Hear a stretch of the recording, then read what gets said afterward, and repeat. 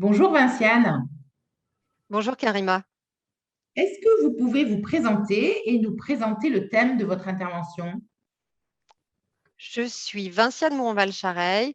Je suis experte en langage ouvert et je forme et j'accompagne toutes les personnes et toutes les équipes qui souhaitent utiliser et pratiquer un langage en faveur de l'égalité entre les femmes et les hommes, entre tous les individus.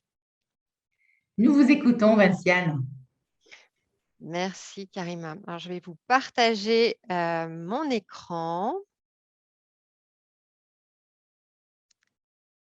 Voilà. Est-ce que vous voyez bien? Oui, très bien.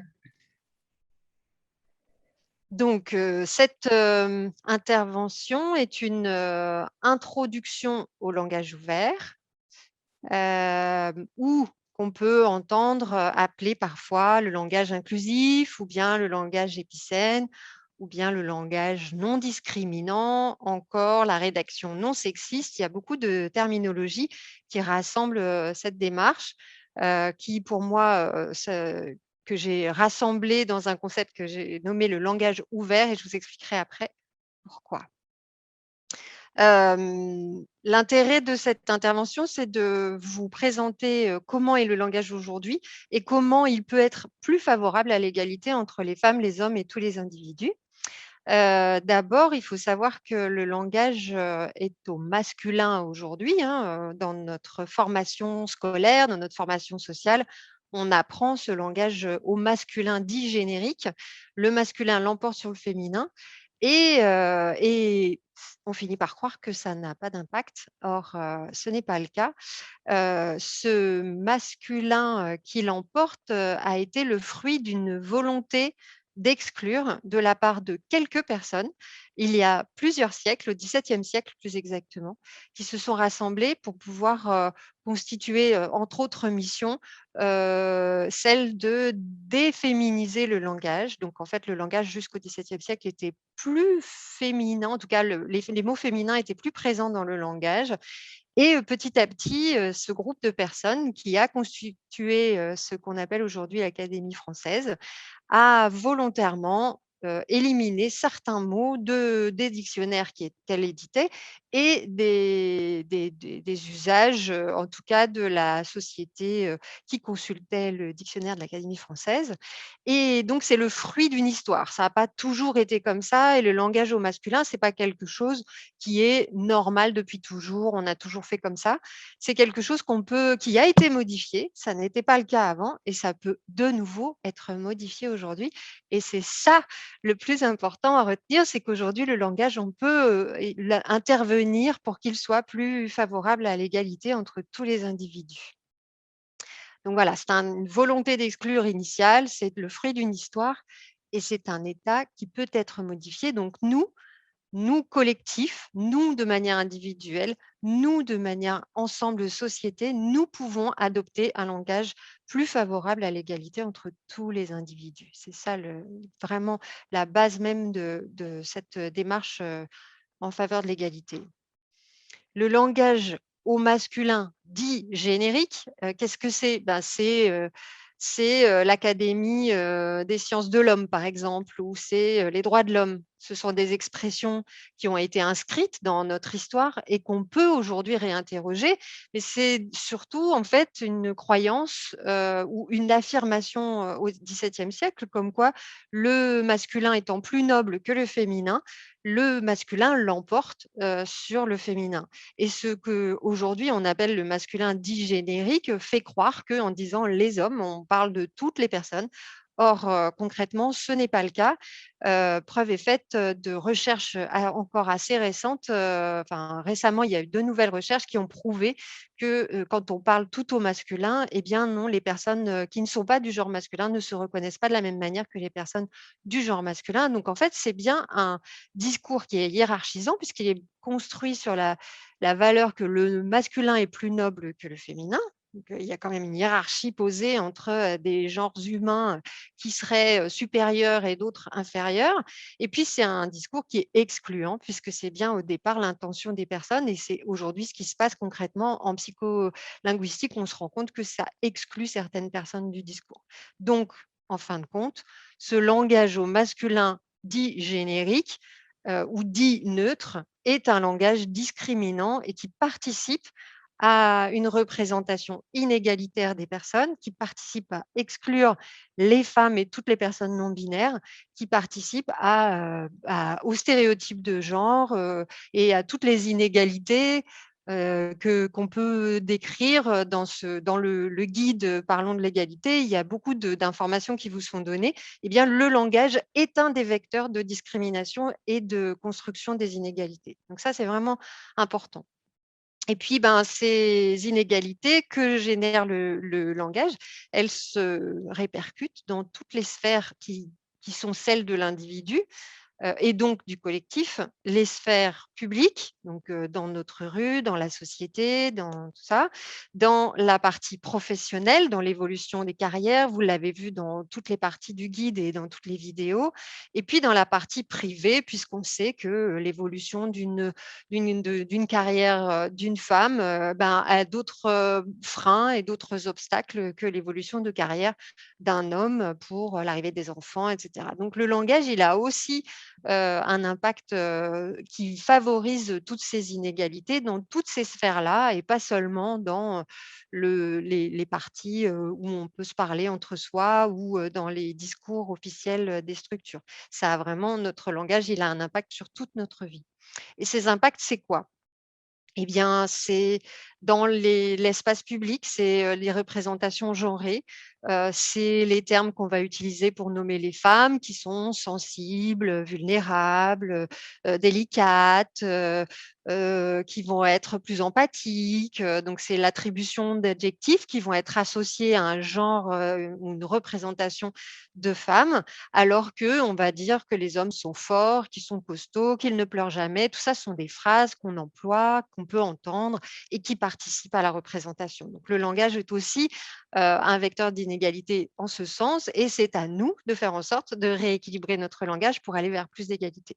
Dans la partie professionnelle, on voit qu'on ne peut pas dire facilement une maçonne, par exemple, ou qu'on entendra plus facilement d'hommes politiques, parler pardon, d'hommes politiques que de femmes politiques. Donc forcément, tous ces vocabulaires, ces expressions toutes faites vont participer à la répartition de genre dans les 87 familles de métiers qui font que, ben, il y a seulement quelques familles de métiers qui vont être mixtes et beaucoup de familles de métiers qui vont être plutôt occupées par des hommes et puis une bonne partie des métiers plutôt occupés par les femmes.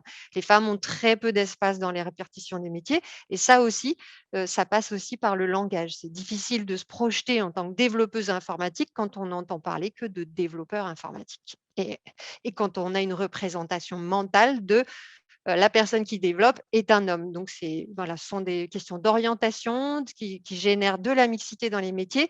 Puis, il y a aussi les plafonds de verre. C'est difficile de s'imaginer une femme dirigeante quand on parle tout le temps des directeurs, des dirigeants. Tout ça, voilà, ce sont des limitations à notre perception mentale de notre environnement et de notre société. Et la troisième sphère dans laquelle le langage a un impact, c'est la partie personnelle, intime, privée, dans la vie émotionnelle. Je disais tout à l'heure, un homme, ça pleure pas, les femmes sont vulnérables, les femmes sont plus sensibles. Tout ça, c'est aussi du langage qui participe. Ou bien les filles sont sages, les garçons sont turbulents. Tout ça sont aussi des représentations qui vont participer à construire des individus, des soi, des êtres qui vont croire que en tant que garçon, ben, il faut être fort et ne pas pleurer, etc., etc. Donc ça joue dans les relations affectives, sociales. Je parle aussi de langage qui va dire que les mères sont plus attentives aux autres, qu'une femme, c'est forcément une mère, soit potentielle, soit, enfin, donc en devenir, soit déjà mère et que forcément, elle n'est pas totalement disponible pour son métier. Tout ça, ce sont des phrases, des représentations qui passent par les mots. Donc ça, ce sont les 3 sphères dans lesquelles, enfin, ce sont les impacts dans les 3 sphères dans lesquelles le langage a sa partie, qui participe aux inégalités. Et pourquoi ça dure encore tout ça, vous me direz? Puisque c'est quelque chose qui a été voulu au XVIIe siècle et que nous sommes quand même bien plus loin que ça au XXIe siècle. Ben, parce que c'est une règle, le masculin l'emporte sur le féminin, c'est une règle de grammaire qui est transmise dans notre éducation, qui est partagée par une masse, donc qui est devenue une norme, même si on sait maintenant qu'elle est posée sur des valeurs qui sont hiérarchisantes et excluantes, que c'est donc institutionnalisé, que c'est systématisé par notre structure et notre formation scolaire, que c'est donc complètement aussi incorporé. À l'âge de 6 ans, les petites filles se disent: «Mais ah bon, mais pourquoi le masculin l'emporte sur le féminin?» quand elles apprennent à écrire. Mais à un moment, elles ont intérêt, pour pouvoir vivre en harmonie avec leur environnement, à l'incorporer, et cette incorporation, elle dure comme tous les stéréotypes de genre qu'on peut avoir. Donc c'est quelque chose qu'il faut déconstruire la banalisation de ce langage tout au masculin qui l'emporte sur le féminin pour des raisons, des valeurs morales qu'on peut partager ou qu'on peut ne pas partager, refuser et vouloir plus d'égalité. Voilà pourquoi ça dure encore et pourquoi on peut changer. C'est ça l'espoir, c'est qu'on peut le changer. Et donc agir vers l'égalité par le langage ouvert, c'est possible. Mais pour ça, il faut changer quelques paramètres. Mais d'abord, qu'est-ce que c'est que le langage ouvert? Alors, le langage ouvert, c'est l'ensemble des techniques qui sont visibles ou pas. Parfois, on ne se rend pas compte. Là, par exemple, je ne vous parle que en langage ouvert et vous ne l'avez pas forcément noté. Vous ne vous êtes pas dit, tiens, c'est bizarre comment elle parle. Pourtant, c'est exactement ce que je fais. Et c'est l'ensemble des techniques plus ou moins visibles que l'on peut mobiliser dans les 3 domaines, les 3 médias du langage, c'est-à-dire aussi bien à l'écrit, ça on en entend beaucoup parler avec l'écriture inclusive, mais aussi à l'oral, c'est ce que je suis en train de faire, et dans les images, dans les représentations visuelles des personnes, des individus. Donc le langage, pour moi, il comprend ces 3 médias. On peut s'exprimer de différentes manières et ces 3 médias sont des vecteurs de représentation et donc soit favorables à l'égalité, soit discriminantes. Et pour ça, pour visibiliser équitablement les femmes, les hommes, les personnes non binaires, plus largement, tous les individus, pour pouvoir s'adresser à l'ensemble des personnes sans exclure, sans discriminer, au contraire, ouvrir notre vision de à qui on s'adresse et s'adresser à l'ensemble des personnes à qui l'on parle. Il y a une définition précise de ce qu'est le langage ouvert dans le lien qui s'affiche sur votre écran, uniqueensongenre.com/langage-ouvert, vous avez toute la définition. Et quels sont les bénéfices de ce langage ouvert?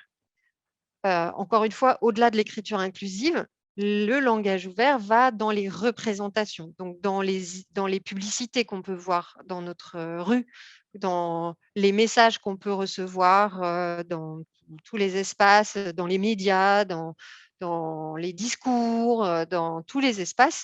Ça permet une représentation égalitaire de tous les genres, quel que soit le genre des personnes, que ce soit femme, homme, non binaire, toute autre personne et tout autre genre possible.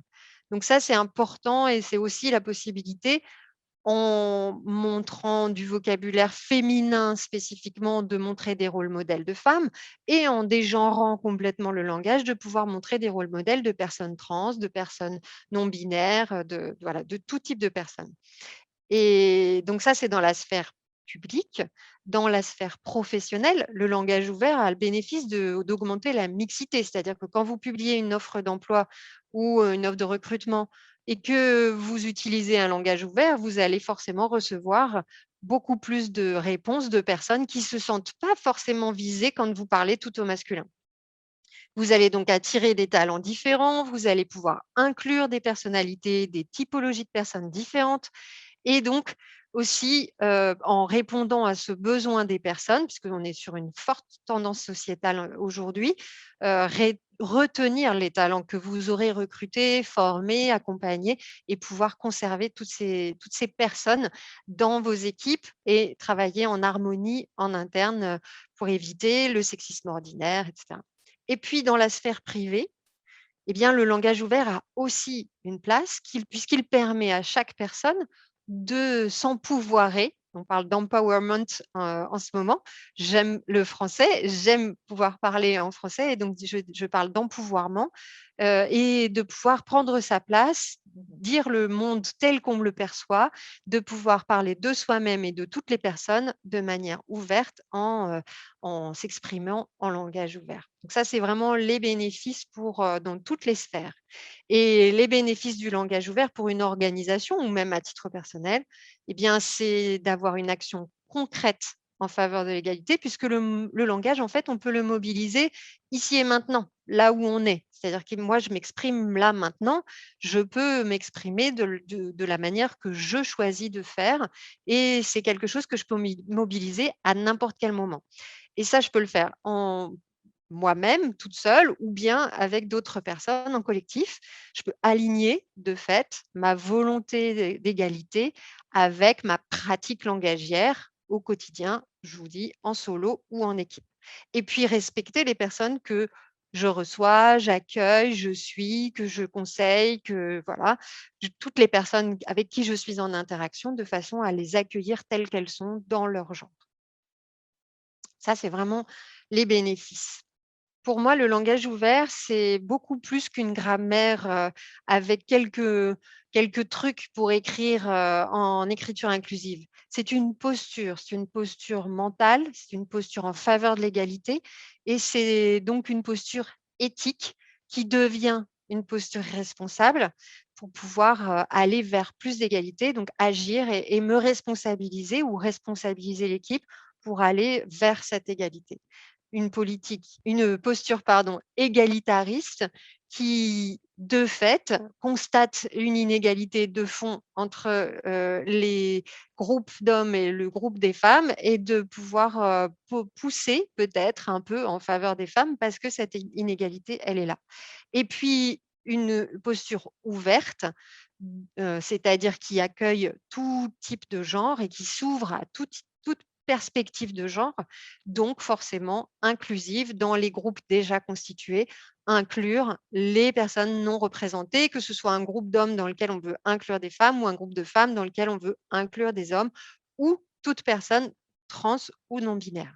Voilà, donc ça c'est vraiment une posture volontaire. Et puis je disais, il faut passer du manuel de grammaire à l'usage. C'est-à-dire que le langage ouvert, c'est pas quelque chose qu'on apprend avec 2-3 trucs chopés sur internet, c'est vraiment une posture mentale et c'est l'usage qui va faire que vous allez trouver les solutions pour formuler différemment, pour, trouver les mots épicènes, englobants, reformuler votre phrase, comprendre comment vous pouvez faire autrement. Pour ça, il faut abandonner l'illusion de la recette magique. Il n'y a pas de truc du langage ouvert. Le truc, c'est de vouloir s'y mettre et c'est de le faire. Et c'est de s'adapter à son contexte avec une démarche bienveillante. Et quand je dis bienveillante, c'est d'abord pour soi-même. J'ai pas toutes les solutions tout de suite et c'est normal. Ça fait combien d'années que j'apprends un langage tout au masculin? J'accepte de me donner un peu de temps pour apprendre un langage ouvert et de la bienveillance pour les autres. C'est-à-dire que c'est pas parce que moi j'ai compris quelque chose qu'il faut que les autres l'appliquent immédiatement ou que je dois être en exigence. Chaque personne avance à son rythme, chaque collectif avance à son rythme et ça c'est très très important. Et puis quand on est dans une organisation, eh bien, il faut impliquer les autres en interne pour que on puisse avoir des alliés pour construire un langage, qui soit partagé, qui puisse fonctionner, que les autres comprennent, qu'on puisse, partager des trucs, des mots. «Ah bah tiens, je viens de découvrir ce mot, on pourrait, l'utiliser aussi», donc vraiment impliquer le collectif pour pouvoir avancer en société, même en micro-groupe. Et puis prendre en compte la complexité du numérique parce que nous vivons dans un monde qui est vraiment je dirais pour moitié, une réalité numérique et que dans le numérique, il y a beaucoup d'inégalités qui sont transmises.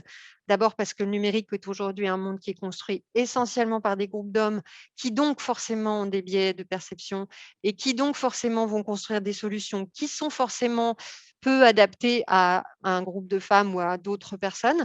Donc il faut qu'il y ait beaucoup plus de femmes et pour ça, il faut utiliser du vocabulaire féminin pour parler des personnes qui développent le numérique, mais il faut aussi utiliser du vocabulaire féminin dans le numérique parce que si on oublie les mots féminins, tous les algorithmes qui régissent notre vie aujourd'hui ne savent même pas que ces féminins existent. Donc, c'est à nous d'insuffler dans nos requêtes, quand on cherche quelque chose sur Internet, dans nos applications, des mots féminins pour que petit à petit, les mots féminins existent. Et puis, en tant qu'organisation, avoir sur Internet un discours qui soit aussi bien féminin que masculin pour que ces mots existent et que le référencement soit bon. Voilà pour la partie numérique.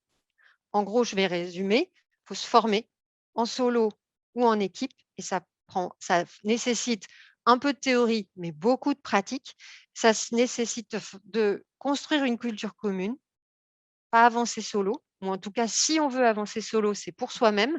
Après, en tant que professionnel, c'est mieux d'avancer avec les autres et de pratiquer en collectif, c'est-à-dire de s'interroger à plusieurs, parce qu'à plusieurs cerveaux, j'ai la conviction profonde qu'on avance beaucoup mieux, de pouvoir s'interroger à plusieurs, partager ses découvertes, partager ses succès, ses difficultés et dépasser les obstacles. Donc vraiment, ça, c'est très, très important parce que ça vous permettra d'avancer. Enfin, seul, on va plus vite, mais ensemble, on va beaucoup plus loin.